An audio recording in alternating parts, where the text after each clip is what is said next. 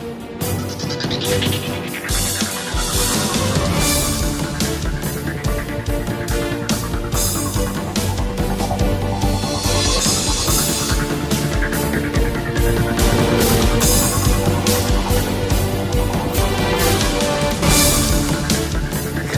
মীরা হাসান, আপনাদের সকলকে আমন্ত্রণ জানাচ্ছি যমুনা টেলিভিশনের নিয়মিত আয়োজন 24 ঘন্টায়। আপনারা জানেন বাংলাদেশ সময় রাত 11টায় হাতিলের সৌজন্যে আমরা সাধারণত সমসাময়িক নানান প্রসঙ্গ নিয়ে কথা বলি। আজ আমরা আমাদের আলোচনার বিষয়বস্তু নির্ধারণ করেছি কাঠের চশমা যুগের অবসান। এই বিষয় নিয়ে কথা বলার জন্য, যদিও টাইটেলটি একটু স্পষ্ট করার জন্য আমি নিশ্চয়ই চেষ্টা করব, আমাদের যারা অতিথি আছেন তারা নিশ্চয়ই এটাকে আরও স্পষ্ট করে আমাদের দর্শকদেরকে বোঝাতে পারবেন। যাই হোক, যারা এসছেন আজকে আলোচনায় তাদেরকে একে একে পরিচয় করে দিতে চাই। পরিচয় পর্বটা শুরু করব আমার ডান পাশ থেকে। আমার ডান পাশে আছেন মাওলানা ভাসানী বিজ্ঞান ও প্রযুক্তি বিশ্ববিদ্যালয়ের ক্রিমিনোলজি অ্যান্ড পুলিশ সায়েন্স বিভাগের চেয়ারম্যান অধ্যাপক ডক্টর মোহাম্মদ উমর ফারুক। ডক্টর ফারুক, আপনাকে স্বাগত জানাচ্ছি আমাদের 24 ঘন্টায়। এছাড়াও আমাদের সাথে আছেন রাজনৈতিক বিশ্লেষক জনাব আশরাফ কায়সার। কায়সার ভাই, আপনাকে স্বাগত। একই সঙ্গে এই আলোচনায় স্বাগত জানাতে চাই সেন্টার ফর পলিসি ডায়ালগ সিপিডির senior research fellow Towfiqul Islam Khan. Mister Khan, আপনাকেও স্বাগত জানাচ্ছি আমাদের 24 ঘন্টায়। আমি আলোচনাটা শুরু করতে চাই, অনেকগুলো প্রসঙ্গ সামনে এসছে, মানে সংস্কার, রিফর্ম, নানান জায়গায় গতকাল উচ্চ আদালত, সেসব বিষয়গুলো আমরা দেখেছি। পুলিশের রিফর্ম নিয়ে খুব বড় রকমের আলোচনা হচ্ছে। আমরা এখন অনেক পুলিশের কর্তা ব্যক্তিদেরকে দেখতে পাচ্ছি, তারা রীতিমতো অপরাধ স্বীকার করেই বলেন, চিঠি দিয়েই তারা পদত্যাগ করছেন। আমি বরং আশরাফ কায়সার, আপনাকেই দিয়ে শুরু করতে চাই বা আপনার বিশ্লেষণটা জানতে চাইব যে পুলিশের এই পরিস্থিতি বা যে অবস্থায় দাঁড়িয়েছে, এর জন্য যদি আমরা এক বাক্যে কাদেরকে দায়ী করব বা কাকে দায়ী করব, এরপর প্রশ্ন নিয়ে আগাবো। আমরা দায়ী করব হচ্ছে পেশাদারিত্ব না থাকা, এবং পুলিশের পেশাদারিত্ব না থাকা খুবই পুরনো প্রবলেম।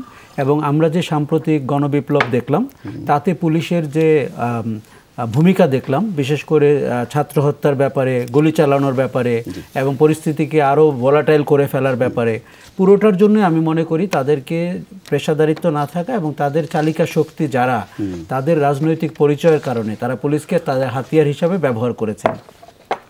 দেখেন, এই প্রথমে আসি গণ আন্দোলনের পুলিশের ভূমিকা নিয়ে।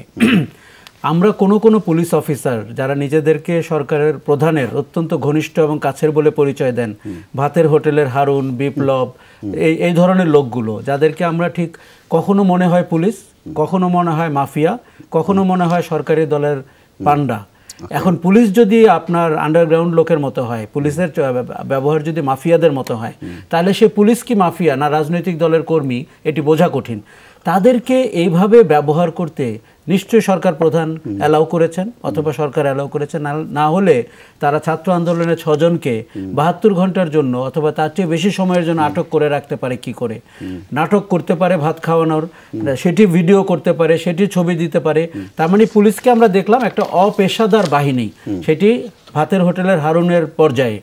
আমরা যদি মাঠ পর্যায়ে দেখি, পুলিশকে দেখেছি এই আন্দোলনে গুলি চালাতে, অকথ্য নির্যাতন করতে, অত্যাচার করতে, এবং তার সমস্ত ভিডিও ফুটেজ, স্টিল ছবি আমাদের হাতে রয়েছে। তার মানে এই আন্দোলনকে যতটা বেগবান করা সম্ভব পুলিশ সেটি করেছে। তৃতীয় যেটি দেখেছি, যে সরকারি দলের যুবলীগ, ছাত্রলীগের ক্যাডার যারা অস্ত্রপাতি নিয়ে নেমেছেন, যারা ফৌজদারি অপরাধ করেছেন, যারা পুলিশকে পরিচালিত করেছেন, কখনো পুলিশের সামনে থেকেছেন, কখনো পেছনে থেকেছেন, তাদের হত্যাকাণ্ডগুলোতে পুলিশকে আমরা সহযোগীর ভূমিকা অবতীর্ণ হতে দেখেছি। তার মানে পুলিশ 3-4 রকমের অপেশাদারী ভূমিকা পালন করেছে, সেটি গেল এই আন্দোলনে। আর চতুর্থ যেটি দেখেছি, ধরেন আবু সাইদের মতো দিনের বেলায় সরাসরি খুন করা একটি বাহিনী পুলিশ, সেটি আবার যখন আপনার এফআইআর করেছেন, সেটিতে আবার মিথ্যা কথা লেখা হয়েছে, একজন কিশোরকে 12 দিনের জন্য আটক করা হয়েছে। তার মানে এই বাহিনীটির কোনো বিশ্বাসযোগ্যতা নাই, কোনো পেশাদারিত্ব নাই, তাদের গুলির কোনো হিসাব নাই, তাদের অত্যাচারের কোনো জবাবদিহিতা নাই। এই বিশ্বাসযোগ্যতার জায়গা থেকে কি এটা কি বিশ্বাসযোগ্য তৈরি করা যায় কিনা বা বিশ্বাসযোগ্য হয়ে ওঠে কিনা, যদি যে লোকগুলোর কথা আপনি বললেন, নামগুলো উচ্চারণ করলেন, যাদেরকে বলছিলেন যে পুলিশের ভিতরে মাফিয়া হয়ে উঠেছিলেন, তারা এখন কোথায়, কি অবস্থায় আছেন, তাদের মানে পরিস্থিতিটা কি সেটা যদি সামনে আসতো তাহলে বিষয়টা কি আরো বিশ্বাসযোগ্য হতো? অনেকটা হতো। দেখুন, আমাদের একটা বদভ্যাস তৈরি হয়েছে, যখনই বাহিনীতে একজন বেনজির ধরা পড়েন, এবং আমার ধারণা হারুন বেনজিরের চেয়েও বড় আকারে ধরা পড়বে এখন যেহেতু একটি অন্তর্বর্তী সরকার রয়েছে, তখন বলা হয় বাহিনী ওই ব্যক্তির দায় নিবে না। এটি অত্যন্ত পচা কথা। জেনারেল আজিজের দায় সেনাবাহিনীকে নিতে হবে, আওয়ামী লীগ সরকারকেও নিতে হবে।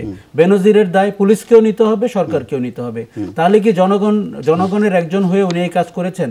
তখন সেটি তো না। তাহলে হচ্ছে যে আপনি যদি এরকম সিঙ্গেল আউট করেন যে 10 জন বা 20 জন, যেটি পুলিশের ভেতরেও দাবি, যে বাহিনীটাকে দুর্নীতিগ্রস্ত, অত্যাচারী, রাজনৈতিক পক্ষপাত দুষ্ট কয়জন ব্যক্তি করেছেন। দেখুন, চেইন অফ কমান্ডের একটা বাহিনীতে নিচের দিকের মানুষের জীবন কিন্তু খুব করুণ। তাকে কমান্ড মানতে হয়, তাকে মানবতারও জীবনযাপন করতে হয়, তাকে না চাইলেও গুলি করতে হয়, এবং তাকে কিন্তু অমানবিক একটি চাকরিতে থাকতে হয়। কিন্তু মজাটা পান যারা উপরের দিকে থাকেন, তারা সরকারকে সহযোগিতা করেন, তারা অপ্রয়োজনে সরকারের সাথে রাজনৈতিকভাবে যুক্ত হন এবং নিজেদের দুর্নীতির পাহাড় দাঁড় করান। আপনি যদি বলেন যে কি করে ক্রেডিবিলিটি ফেরত আনা যায়, বিশ্বাসযোগ্যতা আনা যায়, আপনাকে চিহ্নিত করতে হবে কে গুলি করেছেন, কারা গুলি করেছেন, তাদের শাস্তির ব্যবস্থা করতে হবে। দেখুন, বিগত সরকারটি বারবার পুলিশ যে গুলি করেছে বা ছাত্রলীগ যে গুলি করেছে সেটি বলতে চাইতো না, কারা গুলি করেছে বায়বীয়। আপনি পুলিশ বাহিনীকে যদি শৃঙ্খলায় আনতে চান, আগে সিঙ্গেল আউট করেন কারা অপরাধ করেছে, তাদের শাস্তি দেন, এবং দৃশ্যমান একই সঙ্গে নিশ্চয়ই এটাও জানা উচিত বা আমাদের খুঁজে দেখা উচিত যে পুলিশের দিকেও কারা গুলি ছুড়ল। নিশ্চয়ই আমরা দেখতে চাই। নিশ্চয়ই আমি ডক্টর ফারুক আপনার বিশ্লেষণ শুনতে চাই, বা আপনি শুনছিলেন আশরাফ কায়সার যেভাবে বিশ্লেষণ করছিলেন।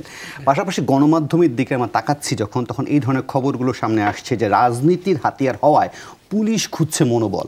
এখন পুলিশকে কারা মনোবল দেবে, আসলে কে মনোবল দেবে, আর কেনই বা এই মাফিয়া হয়ে ওঠা, আর কেনই এত দুর্নীতি? দেখেন, এটা আপনার প্রশ্নের জন্য আপনাকে ধন্যবাদ। যে আসলে আমি কয়েকটা আঙ্গিকতা নিয়ে প্রথমে কথাটা বলতে চাই, কারণ একাডেমিশিয়ান হিসাবে যেহেতু পুলিশ ডিপার্টমেন্ট আমরা সার্ভ করি, এই হিসেবে আমি কিছু কথা বলবো, গবেষক হিসাবে কিছু কথা আছে, আবার পুলিশ বাহিনীর প্রকৃত বাস্তবতাটা কি সেটাও কিন্তু আমাদের আলোকপাত করার সুযোগ আছে। প্রথমে তো আমি একটা জিনিস বলতে চাই, সেটা হচ্ছে যে বাংলাদেশের পুলিশ বাহিনীর যে জিনিস, পুলিশ কাদের জন্য? পুলিশ কি সরকারের জন্য না জনগণের জন্য? এটা বুঝতে হবে সবার আগে। একই সাথে আমি বিচার ব্যবস্থা নিয়েও কিছু কথা বলতে চাই। পাবলিক প্রসিকিউটর কি গভর্নমেন্টের পারপাস সার্ভ করবে নাকি জনগণের পারপাস সার্ভ করবে? বাস্তব চিত্র কি? আমার আইন কিন্তু বলে কি তারা জনগণের পারপাস, রাষ্ট্র মানে জনগণ, জনগণের পারপাস সার্ভ করবে। পুলিশ বাহিনী কখনো সরকারের পারপাস সার্ভ করার জন্য পুলিশ বাহিনী না। আর এত পাবলিক প্রসিকিউটরের ক্ষেত্রেও একই ধরনের কিন্তু ফায়ারে আমরা সেটা দেখছি না, তারা গভর্নমেন্টের পারপাসগুলিকে সার্ভ করে এবং রাজনীতি উদ্দেশ্য প্রণীত যে জায়গাগুলি আছে সেটিকে প্রাধান্য দেয়। এটা দেওয়ার মূলে অনেকগুলি কারণও রয়ে গেছে।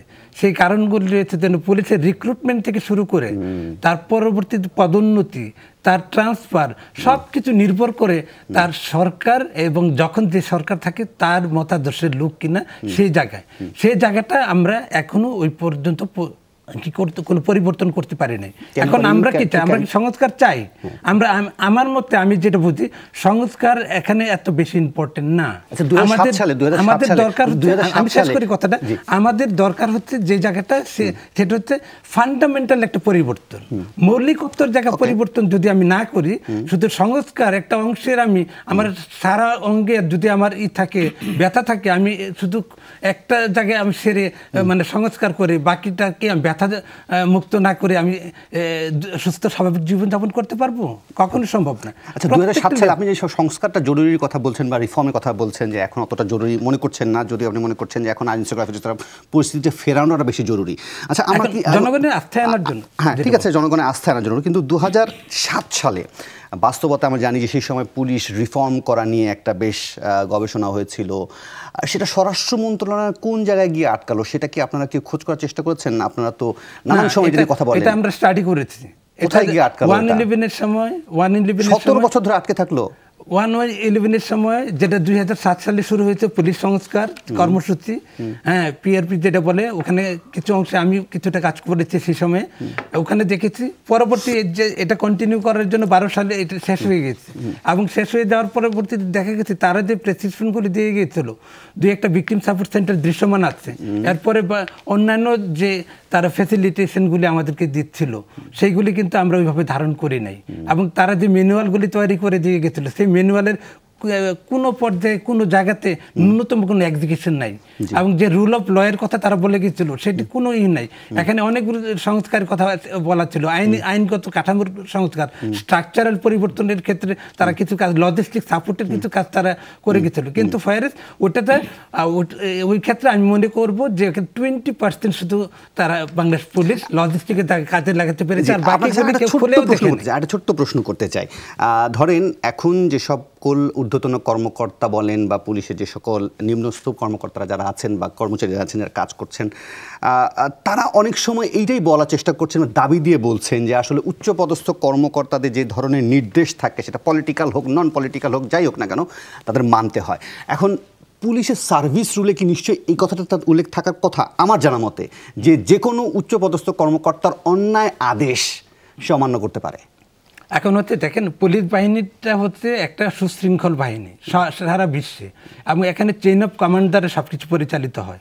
এবং চেইন অফ কমান্ডে দেখবেন যে এটা চেইন অফ কমান্ড ব্রেক করলে সাথে সাথে তার একটা লোগো পানিশমেন্ট না হলে একটা গুরুতর পানিশমেন্ট কিন্তু ওখানে বিধান আছে।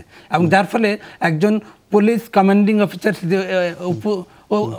মানে ঊর্ধ্বতন যে আছে সে যদি নিচের শ্রেণী মানে কাউকে বলে তাকে কিন্তু এটা ভায়োলেট করার কোনো সুযোগ নাই। এবং শুধু এটাই না, আপনি পুলিশের স্টোনে যদি মানে করেন, আমি দেখেছি তো এই জিনিসগুলি, যে একটা ঊর্ধ্বতন মানে অফিসার যদি তার নিম্নের কোনো অফিসারকে ফোন করে, সে যে বলার ছাড়া কোনো একটা প্রত্যুত্তর সে করতে পারে না। এটা রাইট অথবা রং এইটার বলার ক্ষমতা তার ন্যূনতম, তার সাহস থাকলে, নৈতিকতার বল থাকলেও সেটা করতে পারে না। তারা এই কালচার তারা অভ্যস্ত এবং এই কমান্ডিং এর মধ্যে দিয়ে তাদেরকে প্রশিক্ষণ দেওয়া হয়, যার ফলে এটা পারে না।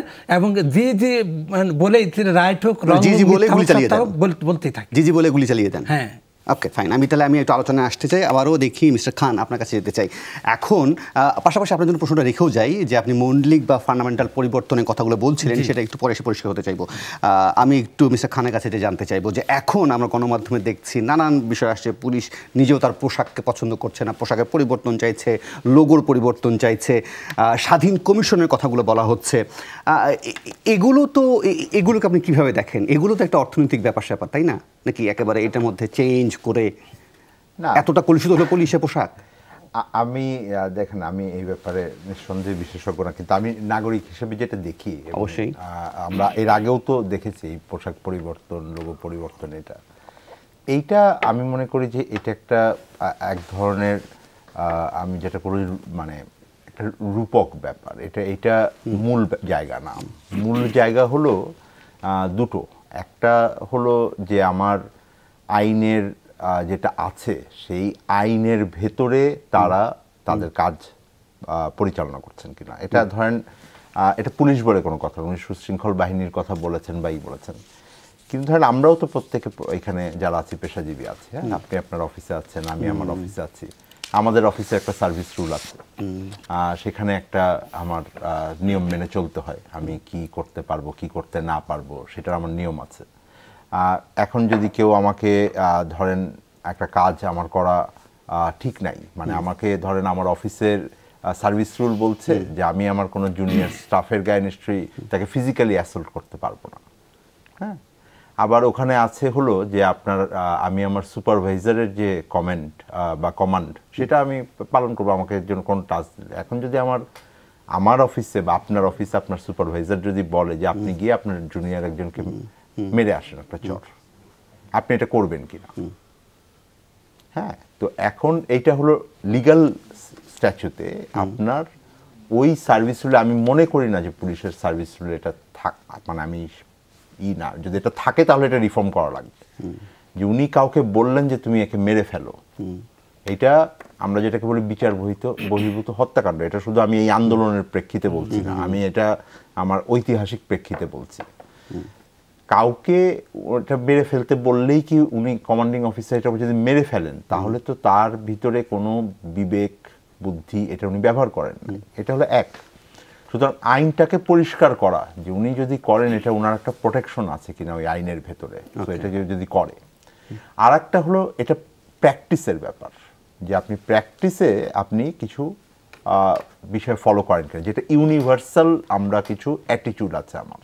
যেমন আমি যে রিসার্চ করি এখানে আমার আইনে লেখা থাকুক না থাকুক এটার একটা রিসার্চ এথিক্স আছে, তাই না? আমরা কিছু রিসার্চ, এটা গ্লোবালি অ্যাকসেপ্টেড হিসেবে।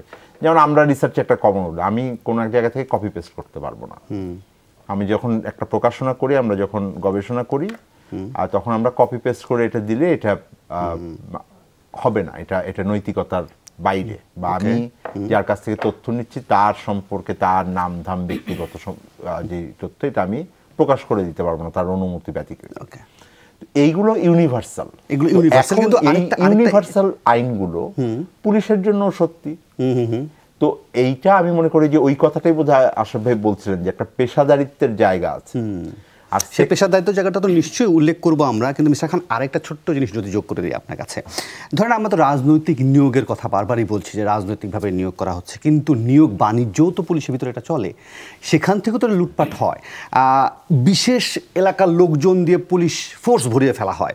মানে এগুলো আসলে কি, মানে নিয়োগ বাণিজ্য এগুলো কি কোনোদিন ওপেন হবে না? দ্বিতীয় আমি বলছিলাম এটাই প্র্যাকটিসের ব্যাপার। হ্যাঁ, প্র্যাকটিসের ক্ষেত্রে যেটা হয়েছে এটা দুটো জায়গা আছে। একটা আমাকে এটা সরকারি শুধু পুলিশের জন্য না, এটা সব ধরনের নিয়োগের জন্য এখন এটা চালু আছে যে তারা নিয়োগ পেতেই তাকে অনেকগুলো টাকা পয়সা খরচ করতে হয়, ঘুষ বাণিজ্য আছে, এটা আছে। হ্যাঁ, তো সেইটা যদি হয় এবং সেইটা যে পরিমাণ আমরা শুনি, আমি সংখ্যাটা এই জন্য বলছি না কারণ এটার কাছে আমার কাছে কোনো প্রমাণ নাই, যদি মানে ওনাদের কাছে থাকতে পারে।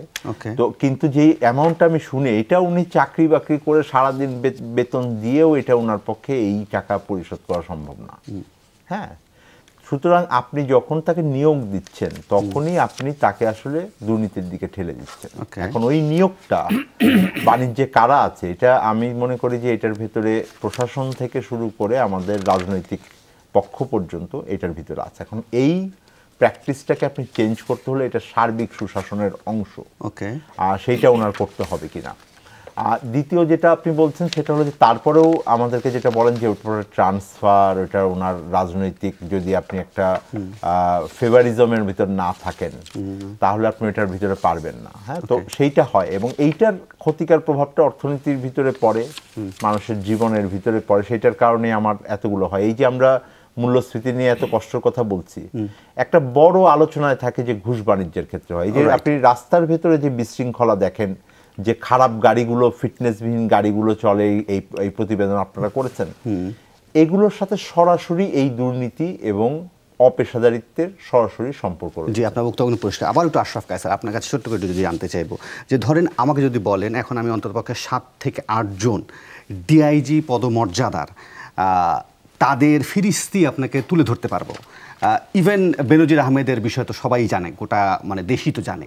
এখন তারা যে পরিমাণ সম্পদ গড়েছেন, যে পরিমাণ তারা জায়গা জমি দখল বলেন বা কেনা বলেন বা বাড়িয়েছেন, সেগুলোর আসলে কি হবে? এগুলো কি আসলে আমরা লুটপাট হচ্ছে বা যেগুলো হচ্ছে সেগুলো হতে দেব, নাকি এগুলো আসলে রাষ্ট্রায়ত্ত করে ফেলবো, বা কি করবো এগুলো আসলে? দেখুন, কোনো এক জায়গায় তো সংস্কারটি শুরু করতে হবে।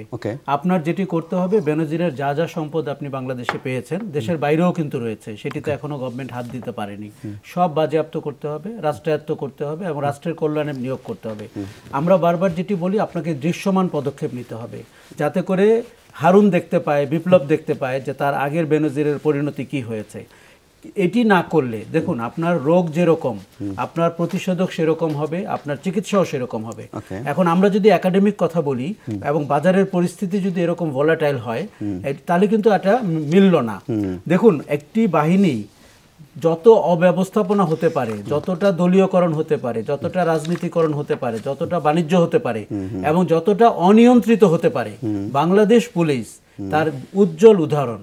এখানে বেনজিররা তৈরি হচ্ছে, এখানে হারুনরা তৈরি হচ্ছে, এখানে আপনি আন্ডারওয়ার্ল্ডে যে ধরনের কথাবার্তা হয়, কালচার হয়, মানুষকে ধরে এনে স্বীকারোক্তি আদায় করা হয়, তার বাড়িঘর এক একটা অন্যকে দিয়ে দেওয়া হয়, এগুলো সব এরা করেছে।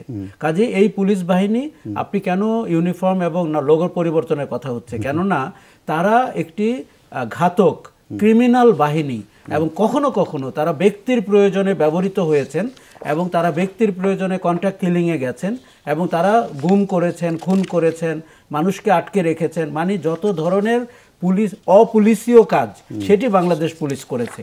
এখন এই জায়গায় দাঁড়িয়ে ধ্বংসস্তূপে দাঁড়িয়ে আমরা বাংলাদেশ পুলিশের সংস্কারের কথা বলছি।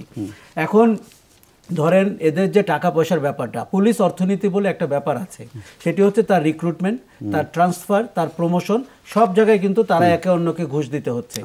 আমি এই অনুষ্ঠানে আসার আগে বিভিন্ন পর্যায়ের অনেকজন পুলিশের সাথে কথা বলে এসেছি, তাদের ভেতরেও কিন্তু অনেক কেমিস্ট্রি রয়েছে। তারা কয়জন তাদের মত প্রকাশ করতে পেরেছেন, কয়জন দলীয়করণকে লাইক করেননি, কয়জন রাজনীতির হাতিয়ার ব্যবহৃত হতে চাননি। দেখুন, একটি রাষ্ট্রীয় বাহিনী কখন একটি দলের বাহিনী হয়ে ওঠে, কখন সেই বাহিনীটি স্বরাষ্ট্রমন্ত্রীর বাহিনী হয়ে ওঠে, সেই বাহিনীটি আবার জেলা পর্যায়ে এমপির বাহিনী হয়ে ওঠে, জেলা প্রশাসকের বাহিনী হয়ে ওঠে। এই যে ঘটনাগুলি পুলিশের, আপনি যদি জন্ম থেকে দেখেন, তার জন্ম এবং তার বেড়ে ওঠাই একটা পাপের শুরু। কিন্তু একজন ওসি যিনি আজকে আমাদের সমাজকে প্রতাপের মধ্যে রাখেন, তার নিয়োগ হয় হচ্ছে এমপির ডিও দিয়ে। এটি পুলিশের কিন্তু র্যাঙ্ক এন্ড ফাইল থেকে হয় না। একজন এসপি রাজনৈতিক নিয়োগ হয়। যদি রাজনৈতিক নিয়োগে আমি এসপি না পাই, আমি কমপ্লেন করব যে আমার রাজনীতির বিকাশে পুলিশ হেল্প করছে না।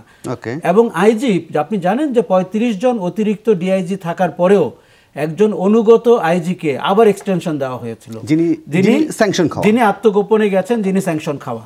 তার মানে আপনি 35 জন অতিরিক্ত ডিআইজিকে কি বললেন যে আপনি আমার অনুগত আইজিপি, তাদেরকে আপনি কি মেসেজ দিলেন যে আপনার ক্যারিয়ারে নর্মাল কোনো গ্রোথ হবে না, আপনি আরো দাস হওয়ার চেষ্টা করেন, আপনি আরো অনুগত হন এবং আপনি আরো আমাদের কাছে সারেন্ডার করেন। যে এইটা থামাতে চাই, থামানোর পর বিরতি দিতে চাই। বিরতির পর ফিরে এসে ডক্টর ফারুক, আপনার জন্য যে প্রশ্নটা রেখে যেতে চাই সেটা হচ্ছে নিশ্চয়ই আশরাফ কায়সার এবং মিস্টার খান যেটা বলছিলেন সেটা থেকে আপনি যোগ করবেন অর্থনৈতিক চাপ, বিশেষ করে পুলিশের একেবারে নিচু পর্যায়ে যারা কাজ করেন, কনস্টেবল থেকে শুরু করে তাদের বিষয়ে। পাশাপাশি আরও একজনের কথা একটু উল্লেখ না করলেই হয়, সেটা হচ্ছে ডক্টর আলী রিয়াজের কথা। তিনি যুক্তরাষ্ট্রের ইলিনয় স্টেট ইউনিভার্সিটির শিক্ষক। তিনি একটা কথা বলছেন, তিনি বলছেন সাবেক প্রধানমন্ত্রী শেখ হাসিনার বিরুদ্ধে মানবতা বিরোধী অপরাধের অভিযোগ এই সরকারের আমলে করা জরুরি বলে তিনি মনে করছেন, এবং তিনি একই সঙ্গে মনে করছেন যে আন্তর্জাতিক অপরাধ আদালতে যাবার পর যে সকল হত্যাকাণ্ড হয়েছে তার জন্য আওয়ামী লীগ সাধারণ সম্পাদক ওবায়দুল কাদের, সাবেক স্বরাষ্ট্রমন্ত্রী আসাদুজ্জামান খান কামাল, সাবেক আইনমন্ত্রী আনিসুল হক, তাদের বিরুদ্ধে ব্যবস্থা নেওয়া জরুরি বলে তিনি মন্তব্য করছেন। এই বিষয়টি নিয়ে আপনি একটু বিশ্লেষণ জানতে চাইবো যে এগুলো আসলে দৃশ্যমান কোনো পদক্ষেপ হতে পারে কি না ইমেজ ফেরাতে। তবে তার আগে নেব ছোট্ট একটা বিরতি, ফিরব একটু পর। আবার আমন্ত্রণ 24 ঘন্টায়। ডক্টর ওমর ফারুক, আপনার জন্য বিরতির আগে যে প্রশ্নটা রেখেছিলাম এবং গত পর্বের মাঝখানে যে আপনি একটা মৌলিক পরিবর্তন, ফান্ডামেন্টাল পরিবর্তনের কথা বলছিলেন, সেটা যদি সংক্ষেপে বলেন। পাশাপাশি বিরতির আগে যে প্রশ্নটা রেখেছিলাম যে দৃশ্যমান কোনো ব্যবস্থা কি চোখে পড়ছে? হ্যাঁ, ঠিক আছে, আমি আপনার দুটা বিষয়ে অ্যাড্রেস করতে চাই। প্রথমত হচ্ছে যে মৌলিক পরিবর্তনগুলি কোথায় হবে। মৌলিক পরিবর্তনগুলি ধরেন যে আমাদের বাংলাদেশের পুলিশের যে ঢালাওভাবে সবাই খারাপ সেটা কিন্তু আমি বলবো না। অনেক ব্রিলিয়ান্ট ভালো অফিসার আছে যারা কি এই পুলিশ যখন দেখেন, আমি একটা এক্সাম্পল দিই, বাংলাদেশের পুলিশ যখন ইউএন মিশনে যায় তারা অনেক ভালো ভালো কাজ করে আসে, অনেক সুনাম বয়ে নিয়ে আসে। যখনই বাংলাদেশে সে প্রবেশ করে তখন সে এই কালচারের সাথে যে পুলিশিং, সেই পুলিশটাকে সে অ্যাডাপ্ট করে। তার মানে এই কালচারটা কীভাবে আসলো, কালচারটা দীর্ঘদিন ধরে কি হয়েছে যে এটা প্র্যাকটিস হয়ে আসছে। কালচারটা একটা নার্সিংয়ের বিষয়, পরিচর্যার বিষয়। এই যেটা পরিচর্যা করেছে এইটার মধ্যে যখন সে ঢুকে তখন এটা থেকে বের হতে পারে না। এই ক্ষেত্রে আমি বলবো যে ফান্ডামেন্টাল চেঞ্জ হচ্ছে একটা, সেটা হচ্ছে পুলিশকে প্রথমেই আমাদের যে জায়গাটা, আমার রাষ্ট্র যদি আমি ডেমোক্রেট রাষ্ট্র চাই তাহলে পুলিশ কেন ডেমোক্রেট হবে না? রাষ্ট্রের প্রত্যেকটা অর্গানকে ডেমোক্রেট হতে হবে। আজকে দেখেন সবচেয়ে দুঃখ লাগে, প্রাসঙ্গিক ক্রমে কথাগুলি বলছি, আচ্ছা মানবাধিকার কমিশনের মতো একটা বড় সংস্থা, কমিশন, একটা মানে সাংবিধানিকভাবে তাদের আজকে এই মানে জাতির এই দুর্দিনে তাদের কি ভূমিকা ছিল? ন্যূনতম কোনো ভূমিকা নাই, কোনো স্টেটমেন্ট নাই। তো আমরা মানে কার কাছে কি প্রত্যাশা করব? কোন মানুষটার কাছে? মানবাধিকার কমিশনের মতো সাংবিধানিক সংস্থা, তার ইন্ডিপেন্ডেন্ট ওয়েতে কাজ করার সমস্ত সুযোগ আছে, তারপরে তাদের দৃশ্যমান কোনো দেখলাম। সবচেয়ে বড় ব্যাপার হচ্ছে একজন আমলাকে দিয়ে মানবাধিকার কমিশনের বানান আপনি কিভাবে? আপনি এই দেশে কি জ্ঞানীগুণীর লোক নাই? এই দেশে কি অন্যান্য লোক নাই? আর একটা হল ডেমোক্রেটিক পুলিশিং করতে গেলে যেটা করতে হবে, ভাইরা যে কথাগুলি বললেন এতক্ষণ পর্যন্ত, যে অপেশাদারিত্ব আছে, তারপরে রিক্রুটমেন্ট, এইগুলো ডেমোক্রেটিক পুলিশিং এর সব কিছু আছে, এবং এটার মেন প্রিন্সিপালটা হলো সেটা হলো যে পিপুলের রেসপেক্ট, ফ্রিডম, ডিগনিটিটাকে প্রাধান্য করতে হবে, ট্রান্সপারেন্সি ওয়েতে অ্যাকাউন্টেবিলিটি থাকতে হবে, পুলিশ ইথিক্স যেগুলো আছে সেগুলি মেনটেন করতে হবে, কোড অফ কন্ডাক্ট যেগুলো আছে সেগুলো যথাযথভাবে থাকতে হবে, সব কিছু কিন্তু বলা আছে। আজকে অদ্যাবধি আমরা সব কিছু বলে যাচ্ছি।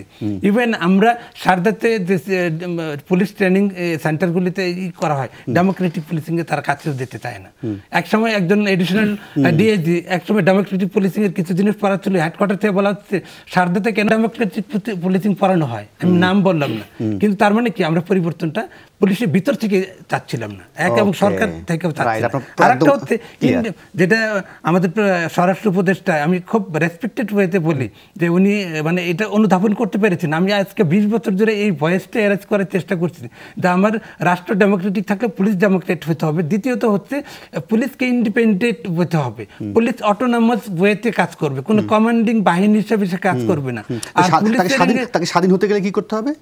জি, মানে ইন্ডিপেন্ডেন্টলি যদি সে কাজ করতে চায়, ইন্ডিপেন্ডেন্ট ওয়েতে কাজ করবে এবং সেটা রাষ্ট্রপতির আন্ডারে থাকতে পারে। ওকে, আপনার সাজেশন জায়গাটা হচ্ছে এরকম। ঠিক আছে, আশা দেখুন, পুলিশ কিন্তু রাষ্ট্রের কর্মচারী, রাষ্ট্র তাকে ভরণ পোষণ দেয়, কিন্তু তার ব্যবহার হচ্ছে সে সরকারের দাস এবং সে রাজনীতির অনুঘটক।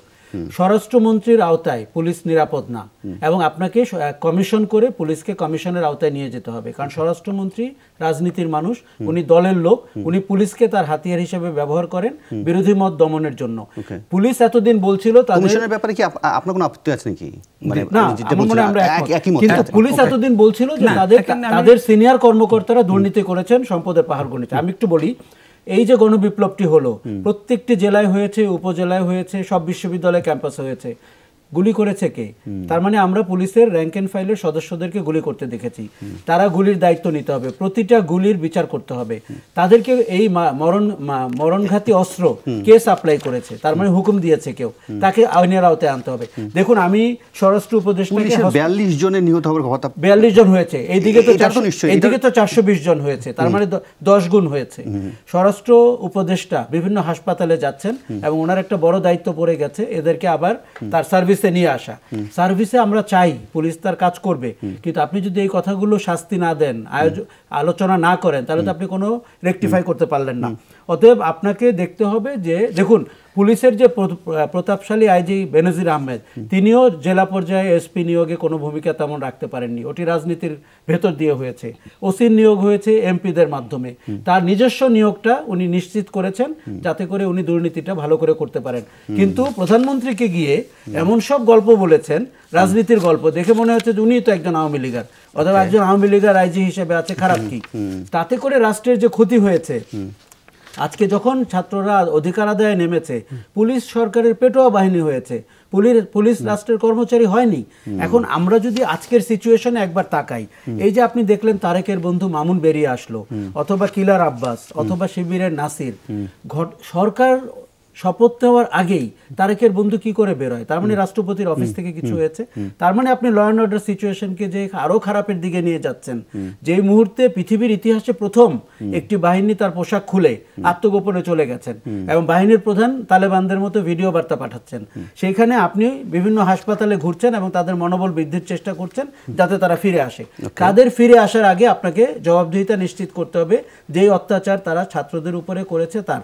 আর এই লোকগুলো কি করে মুক্তি পেল? যখন আপনার একটি সেনসিটিভ ভালনারেবল টাইম, এই তিনটা কিলার অথবা অপরাধী হঠাৎ করে, যেখানে কোর্ট নাই, যেখানে পুলিশ নাই, যেখানে সরকার দায়িত্বে নাই, এরা কি করে বাজারে আসে? মানে কিন্তু সেখানে বলা হচ্ছে যে রাজবন্দীদের মুক্তির বিষয়ে আপনি কিলার আব্বাস সবার রাজবন্দী, শিবিরের নাসির রাজবন্দী, মামুনের ব্যাপারটা ভিন্ন হতে পারে।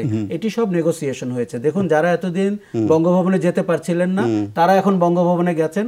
রাষ্ট্রপতি বলে যে লোকটা রয়েছেন, তার অবস্থা আমরা জানি, তার নিয়োগ কি করে হয়েছে, কেন হয়েছে জানি। আমার ধারণা এগুলো এইভাবেই বেরোচ্ছে। সেটাও আমরা জানি, সেটাও আমরা জানি। তাহলে একটু মিসা খান, আপনার বিশ্লেষণটা শুনতে চাই যে এই যে পুলিশের যে এই পরিস্থিতি, সেটা তো আর ধরেন আমি যদি 2022 সালে কথাও বলি বা তার আগে থেকেই ট্রান্সপারেন্সি ইন্টারন্যাশনাল বারবার বলে যাচ্ছিল, ধরেন 2022 সালেও বলা হচ্ছিল সবচেয়ে দুর্নীতিগ্রস্ত খাত হচ্ছে এই পুলিশ। মানে এটা জানার পরেও মানে আমরা এত উদাস ছিলাম কি কারণে? এক, আর মানে এটা বুঝতে চাই, ধরেন আমেরিকা, আমরা যদি সভ্য দেশের কথা বলি, সেখানে একটা দিন যদি পুলিশ না থাকে, মার্কিনরা নিজেরাও কল্পনা করতে পারে না যে কী হতে পারে। সেখানে 7 দিন ধরে বাংলাদেশে পুলিশকে আমরা লক্ষ্যই করিনি। মানে আস্থা মানুষের কাছে ফেরাবো কী করে? ওই প্রথম কথাটা বললেন না যে আমরা মানে উদ্বিগ্ন হই নেই বা এটাকে আমলে নেই, আমরা তো নিয়েছি, যাদের নেবার দরকার ছিল তারা হয়তো নেন নাই। হ্যাঁ, কারণ হলো যে এইটা ঠিক আছে, সর্বোচ্চ দুর্নীতিগ্রস্ত প্রতিষ্ঠান না হতে পারে, কিন্তু দুর্নীতি যে এখানে অনেক বড় করে আছে এটাতে কোনো সন্দেহ তো নাই, এটা তো সাধারণ মানুষের জানা আছে। তো আপনি যারা দায়িত্বে আছেন তারা এটাকে খুব বড় করে এটা তাদেরকে বিচলিত করে নাই, এবং অনেক ক্ষেত্রেই আমরা দেখেছি যে এই ধরনের গবেষণা যখনই আসে, স্বাধীনভাবে যে গবেষণাগুলো আসে, সেটাকে খুব দ্রুত আমার ধারণা সেই গবেষণা গ্রন্থগুলো ওনারা পড়েনও না, কিন্তু সাথে সাথে আমরা এটা সাথে সাথে তো কাউন্টার জবাব পাই। যেমন টিআইবি কিছু বলে উঠলো, সাথে সাথে টিআইবি অমুকের ভাষায় কথা বলছে, সিপিডি অমুকের ভাষায় কথা বলছে, রেডি। ওই টাইম বলছে যে ওনারা সম্ভবত ওই গবেষণাপত্রটি না পড়েই ওনারা বলেন যে এটা উদ্দেশ্য প্রণীত।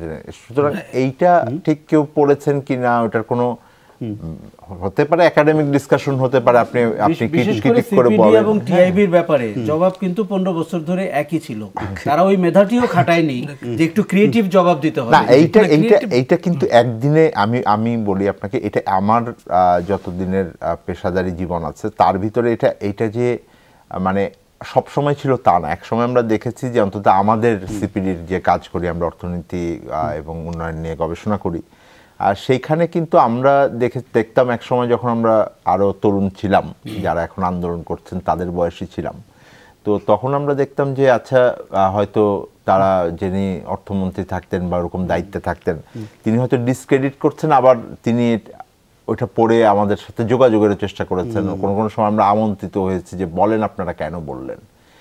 এইটাকে বলে হলো যে আপনার কানেকশন থাকে। এটা আমি রেজিম ধরে, আওয়ামী লীগের রেজিমেও ছিল, আগের বিএনপি রেজিমেও ছিল, এটা ছিল না তা না। এটার একটা স্খলন হয়েছে, যত দিন গেছে এটা স্খলন হয়েছে, এবং এটার সাথে ওই গণতান্ত্রিক জবাবদিহিতা, আমার বাক স্বাধীনতা এবং আমার নির্বাচনের যেই প্রক্রিয়া, বাস্তবতা, সেইটার সাথে অনেকাংশে সম্পর্কিত।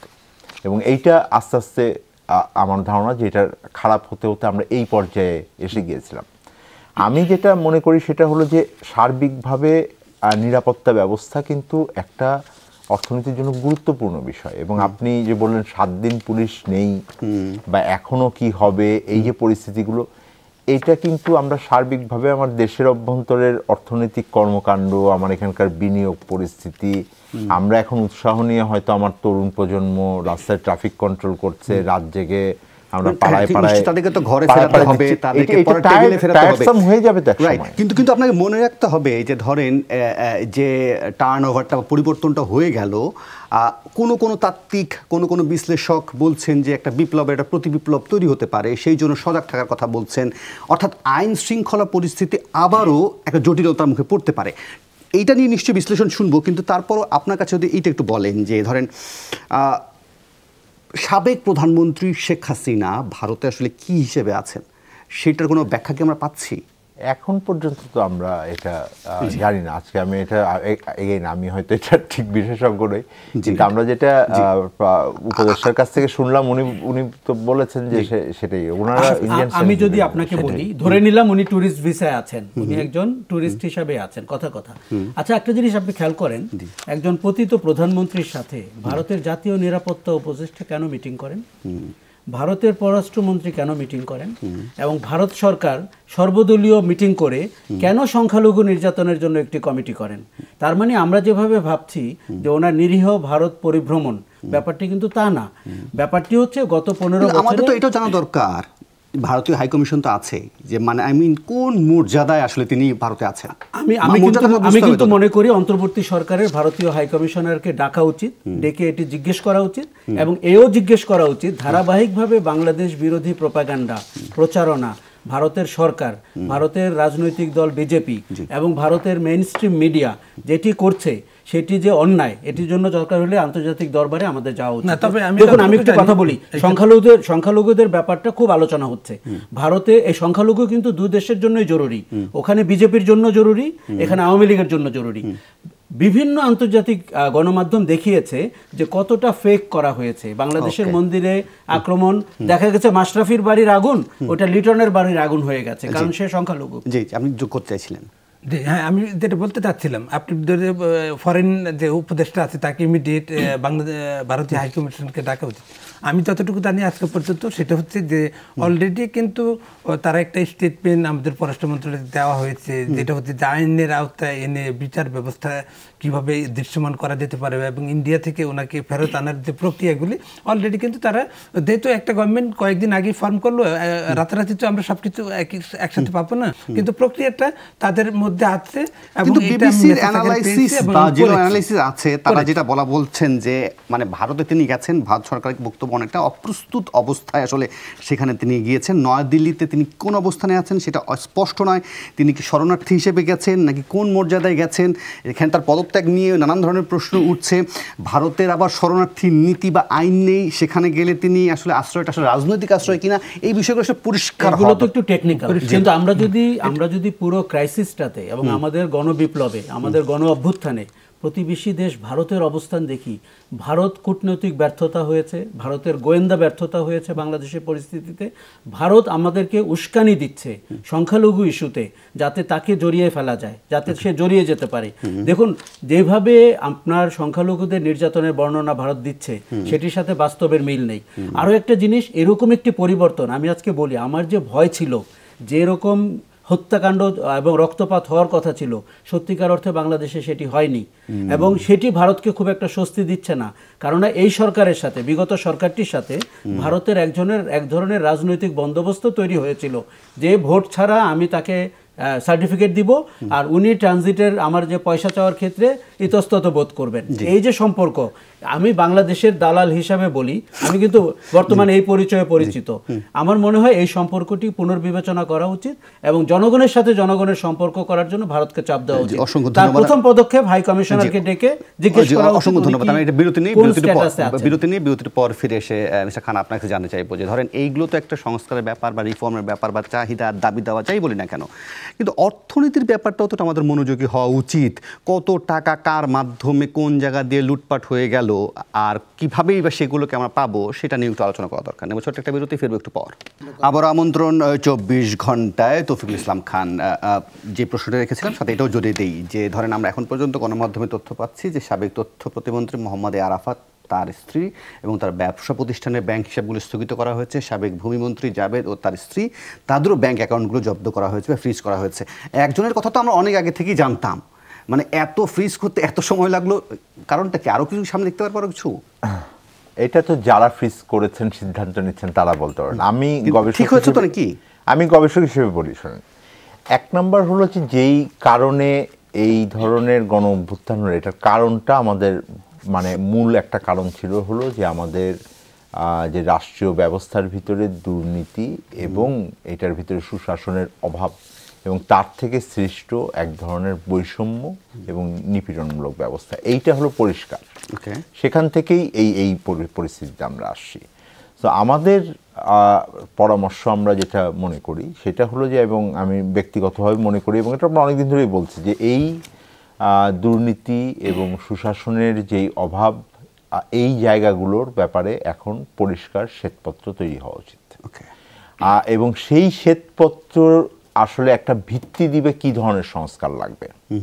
কারণ তা না হলে এখন যে সংস্কারগুলো হচ্ছে এটা অনেক ক্ষেত্রেই পারসেপশন বেসড হচ্ছে। আমি কেন এটা বলছি, কারণ হলো যেই আমরা সবই এই যে দুর্নীতি বা অর্থনৈতিক পরিস্থিতির কথাও, যে আমরা সত্যিকার অর্থনৈতিক পরিস্থিতিও জানি না, এটা আমরা সাম্প্রতিক সময় কিন্তু বের হয়ে আসছিল, রিজার্ভ থেকে শুরু করে এরপরে দেখেন আপনি যে আমাদের রপ্তানি হঠাৎ করে 13 বিলিয়ন কমে গেল না, এইরকম আমরা কিন্তু অনেকগুলো জায়গায়, এমনকি রাষ্ট্রীয় আয় ব্যয়ের হিসাবের ক্ষেত্রে এই ধরনের ডাউট আমরা বলেছি যে এটা আছে। এখন এই তথ্য উপাত্তের পরিস্থিতি ভালো না, এটা আমরা এমনকি আমাদের যেই প্রবৃদ্ধির হিসাব নিয়ে আসলে সবাই সারা বিশ্বে বাংলাদেশকে একটা উন্নয়নের অনেক প্রশ্ন আছে না, আমি বলছি যে উন্নয়নের রোল মডেল বলে যে একটা উন্নয়নের উপাখ্যান দেয়া হতো, তার মূল ভিত্তি হলো আপনার আমাদের জিডিপি প্রবৃদ্ধির হার। সেটা নিয়েও আমরা জানি যে বিভিন্ন সময় প্রশ্ন হয়েছে। আমি একটু শেষ করি। যেমন ধরেন আপনার আজকে যেই মূল্যস্ফীতির হিসাব এসেছে, আপনি দেখবেন হঠাৎ করে আমরা দেখেছি এটা আমরা যেরকম ভাবতাম যে খাদ্য মূল্যস্ফীতি প্রায় 14%, এইটা করাটা আমার মনে হয় যে খুব জরুরি। এবং সেই ক্ষেত্রে আমি যেটা মানে বলবো যে যেই পদক্ষেপগুলো নেওয়া হচ্ছে সেই পদক্ষেপে নেওয়ার ক্ষেত্রেও হয়তো এই ধরনের মানে বিষয়গুলো অনেক বেশি সহায়তামূলক হবে। কারণ একটা বিষয় নিশ্চিত যে এই পদক্ষেপগুলো যদি আপনি নেন, যদি একটা সঠিক আইনানুগ ব্যবস্থার ভিতর দিয়ে না নিয়ে আপনি শুধুমাত্র আমি জানি বলে নিতে থাকেন, এইটা কিন্তু আবার রাষ্ট্রীয় কাঠামোকে এবং সামনের দিনে এই সিদ্ধান্তগুলোকে টিকিয়ে রাখতে, এটাকে টেকসই করতে আমি মনে করি যে এটাকে দুর্বল অবস্থা দেবে। আমি একটু আমি এখন আসলে সময় বেঁধে দিয়ে আমাকে শেষ করতে হবে, তো আশরাফ কায়সার কাছে যাই, তারপর শেষে আপনার কাছে এসে আমি আলোচনা শেষ করতে চাইবো। আশরাফ কায়সার, 15 আগস্ট আসছে, সাবেক রাষ্ট্রপতি বঙ্গবন্ধু শেখ মুজিবুর রহমানের নৃশংস হত্যাকাণ্ডের দিন। সেই দিনকে নিশ্চয়ই আওয়ামী লীগ তাদের মতো করে পালন করতে চাইবে, কিন্তু আমি লক্ষ্য করছি যে সেই কর্মসূচিকে ঘিরে বৈষম্য বিরোধী ছাত্র আন্দোলন প্রস্তুতি নিয়ে রেখেছে বা তারাও এক ধরনের কর্মসূচি দিয়ে রেখেছে। বিষয়টা আসলে কি হচ্ছে? দেখুন, আপনাকে মনে রাখতে হবে যে বিগত সরকারটি পালিয়ে গেছে, দেশে একটি গণ অভ্যুত্থান হয়েছে এবং একটি বিপ্লবী পরিস্থিতি বিরাজ করছে। আমরা যদি 96 ঘন্টার মধ্যে ভাবতে শুরু করি যে আমাদের সমস্ত বিবেক কাজ করবে, রেশনাল হয়ে উঠবো এবং পরিস্থিতি নর্মাল হয়ে যাচ্ছে, এটি ভুল করা হবে। এবং এইখানে একটি প্রতি বিপ্লব হওয়ার সমূহ সম্ভাবনা রয়েছে। সেটি বিচার বিভাগ চেষ্টা করেছে বলে আমরা শুনেছি, সেটি সেনাবাহিনীর ভিতরে সেটা প্রতি বিপ্লব যেটা হওয়ার কথা বলছে, সেটা ঠেকানোর জন্য তো এখন তো মাঠে নিশ্চয়ই আর্মি আছে, বিজিবি আছে, পুলিশ আছে। এখন প্রতি বিপ্লবের অনুঘটক যদি তারাই হন, তাহলে তারা কি করে ঠেকাবেন? আচ্ছা, আপনার যদি বেসামরিক প্রশাসন, আপনি জনতার মঞ্চের কথা জেনেছেন, আমি এমনও শুনেছি ভিতরে ভিতরে জনতার মঞ্চ নিয়ে কথা হয়েছে। আপনাকে শুধু মনে রাখতে হবে, একটি স্বৈরাচারী সরকার, একটি দুর্নীতিগ্রস্ত সরকার, একটি অগণতান্ত্রিক সরকার 15 বছর ক্ষমতায় থাকাতে কি পরিমাণ বেনিফিশিয়ারি তারা তৈরি করেছেন, অর্থনৈতিক বেনিফিশিয়ারি, রাজনৈতিক বেনিফিশিয়ারি, তারা কি তাদের প্রতিদান দিতে এগিয়ে আসবে না? অতএব আমাদের কিন্তু খুব, আমি বলবো যে এখনো অনেক চিন্তার বিষয় রয়েছে। আমাদের প্রতিটি কথা, প্রতিটি পদক্ষেপ আমাদেরকে কিন্তু খুব বুঝে শুনে হিসাব করে বলতে হবে। স্বরাষ্ট্র উপদেষ্টার ব্যাপারে আমি শুধু একটু কথা বলি যে দেখুন, যেই দলটি পালিয়ে গেছে, যেই প্রধানমন্ত্রী পালিয়ে গেছেন, যেই রাজনীতিকে আমরা বিতরণ করেছি, এই শহরে আপনি মানেন কিংবা না মানেন, শেখ মুজিবুর রহমানের স্ট্যাচুগুলো ভাঙা হয়েছে, সেই হুজুগে প্রচুর শিল্পকর্ম ভাঙা হয়েছে। আমরা কিন্তু আমাদের মন খারাপ হয়েছে, আমরা গ্রহণ করতে পারিনি। এখন উনি যদি বলেন যে এই রাজনীতিকে তিনি স্বাগত জানাচ্ছেন, কেন সাবেক প্রধানমন্ত্রী ফিরে আসছেন না, তার রাজনীতিকে সমান সুযোগ দেওয়া হবে, 96 ঘন্টার মধ্যে এগুলো তাকে কেউ বলতে বলে নেই। আপনি বৈষম্য বিরোধী ছাত্র আন্দোলনের সেন্টিমেন্টকে বুঝতে ব্যর্থ হচ্ছেন এবং জনগণের সেন্টিমেন্টকে বুঝতে ব্যর্থ হচ্ছেন। আপনার মনে রাখতে হবে তাদের ব্যক্তিগত ব্যবহার, রাজনৈতিক স্পেস আপনি রাখবেন না। অফকোর্স আমি স্পেস রাখবো, কিন্তু সেটি কি আপনাকে 96 ঘন্টার মধ্যে বলে ফেলতে হবে? এই ম্যান্ডেট আপনাকে কে দিয়েছে? এটি কি অন্তর্বর্তী সরকারের সিদ্ধান্ত হয়েছে ভবিষ্যতের রাজনীতির চেহারা কি হবে? উনি কেন আগ বাড়িয়ে বলতে শুরু করেছেন রাজনীতির জন্য তারা গাইডলাইন করবেন? শুনেও তো আমার খারাপ লেগেছে। এটি সামরিক বাহিনীর ভাষা, মার্শাল্লোর ভাষা, রাজনীতির গাইডলাইন করবেন, ঘরোয়া রাজনীতি হবে, এইসব পুরনো কথা বলে আন্দোলন এবং গণবিপ্লবকে উনি অত্যন্ত নাজুক জায়গায় নিয়ে যাচ্ছেন। কারো পা ভেঙে ফেলার কথা বলা, সেনাবাহিনী প্রধানকে আমি অনুরোধ করেছি পা ভেঙে ফেলতে হবে, এটি অত্যন্ত অগণতান্ত্রিক কথা, এটি স্বৈরতান্ত্রিক কথা। আমরা অন্তর্বর্তী সরকারের কাছ থেকে খুবই গুরুত্বপূর্ণভাবে পরিস্থিতি বুঝে, দেখুন একটি শব্দের জন্য শেখ হাসিনা সরকারের পতন হয়েছে, শব্দটি হচ্ছে রাজাকার। আপনাকে মনে রাখতে হবে, আপনি জাতির অত্যন্ত ক্রান্তিকালে আপনি একটি সরকারের সদস্য হয়েছেন এবং একটি বিপ্লবী সরকারের সদস্য হয়েছেন। এখানে যেন বুঝে শুনে কথা বলা হয়। যার যার লেভেল থেকে ওইভাবে কনসার্ন উপদেষ্টা যিনি আছেন, যার যার ওয়েতে ওখানে কথা বলাই ভালো, আর বাইরে কথা বলা। ওই ভাইয়ের সাথে কথার সাথে আমি একটু যোগ করতে চাচ্ছিলাম, এই যে বৈষম্য বিরোধী আন্দোলন হলো, এই যে একটা গণ অভ্যুত্থান হলো, তা আপনারা যারা ইকোনমিক্স থেকে এবং গবেষক এই কাজটা আপনারা কেন অ্যালাইন করছেন না? বৈষম্য মানে কি? সর্বস্তরে বৈষম্য, এবং সেই সর্বস্তরে বৈষম্য আজকে দেশে কি আছে? আমার আয়ের অসমতা আছে, সম্পদের অসম বন্টন ব্যবস্থা আছে, সেইগুলি নিয়েও কিন্তু আমাদের ভয়েস রাইজ করতে হবে।